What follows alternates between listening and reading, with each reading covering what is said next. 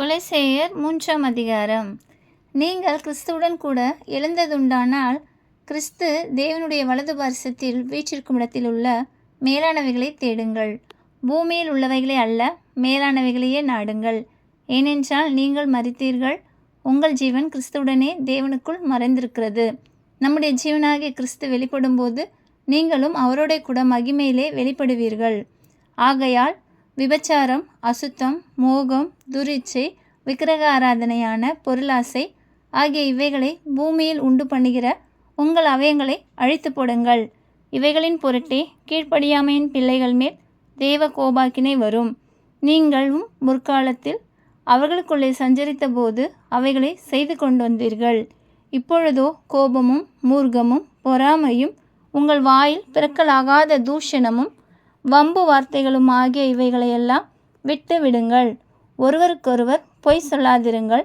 பழைய மனுஷனையும் அவன் செய்கைகளையும் களைந்து போட்டு தன்னை சிருஷ்டித்தவருடைய சாயலுக்கொப்பாய் பூரண அறிவடையும்படி புதிதாக்கப்பட்ட புதிய மனுஷனை தரித்து கொண்டிருக்கிறீர்களே. அதிலே கிரேக்கனென்றும் யூதனென்றும் இல்லை, விருத்த சேதனம் உள்ளவன் என்றும் விருத்த சேதனம் இல்லாதவன் என்றும் இல்லை, புறஜாதியான் என்றும் புறதேசத்தான் என்றும் இல்லை, அடிமை என்றும் சுயாதீனன் என்றும் இல்லை. கிறிஸ்துவே எல்லாரிலும் எல்லாமுமாயிருக்கிறார்.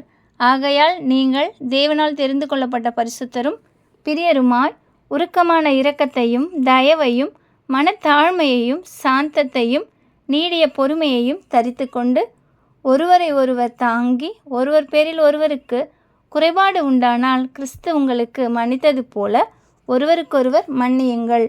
இவை எல்லாவற்றின் மேலும் பூரண சர்க்குணத்தின் கட்டாகிய அன்பை தரித்து கொள்ளுங்கள். தேவ சமாதானம் உங்கள் இருதயங்களில் ஆழக்கடவது. இதற்கென்றே நீங்கள் ஒரே சரீரமாக அழைக்கப்பட்டீர்கள். நன்றி அறிதலுள்ளவர்களாய் இருங்கள். கிறிஸ்துவின் வசனம் உங்களுக்குள்ளே சகல ஞானத்தோடும் பரிபூரணமாக வாசமாயிருப்பதாக. சங்கீதங்களினாலும் கீர்த்தனைகளினாலும் ஞானப்பாட்டுகளினாலும் ஒருவருக்கொருவர் போதித்து புத்தி சொல்லிக்கொண்டு உங்கள் இருதயத்திலே கர்த்தரை பக்தியுடன் பாடி வார்த்தையினாலாவது கிரியையினாலாவது நீங்கள் எதை செய்தாலும் அதையெல்லாம் கர்த்தராகிய இயேசுவின் நாமத்தினாலே செய்து அவர் முன்னிலையாக பிதாவாகிய தேவனை ஸ்தோத்தரியுங்கள். மனைவிகளே, கர்த்தருக்கு ஏற்கும்படி உங்கள் புருஷருக்கு கீழ்ப்படியுங்கள். புருஷர்களே, உங்கள் மனைவிகளில் அன்பு கூறுங்கள், அவர்கள் மேல் கசந்து கொள்ளாதிருங்கள். பிள்ளைகளே, உங்கள் பெற்றோருக்கு எல்லா காரியத்திலேயும் கீழ்ப்படியுங்கள், இது கர்த்தருக்கு பிரியமானது. பிதாக்களே, உங்கள் பிள்ளைகள் தினற்று போகாதபடி அவர்களுக்கு கோபமூட்டாதிருங்கள். வேலைக்காரரே, சரீரத்தின்படி உங்கள் எஜமான்களாக இருக்கிறவர்களுக்கு எல்லா காரியத்திலேயும் கீழ்ப்படிந்து நீங்கள் மனுஷருக்கு பிரியமாக இருக்க விரும்புகிறவர்களாக, பார்வைக்கு ஊழியம் செய்யாமல் தேவனுக்கு பயப்படுகிறவர்களாக கபடமில்லாத இருதயத்தோடே ஊழியம் செய்யுங்கள். நீங்கள் கர்த்தராகிய கிறிஸ்துவை சேவிக்கிறதினாலே சுதந்திரமாகிய பலனை கர்த்தராலே பெறுவீர்கள் என்று அறிந்து எதை செய்தாலும் அதை மனுஷர்களுக்கென்று செய்யாமல் கர்த்தர்க்கென்றே மனப்பூர்வமாய் செய்யுங்கள்.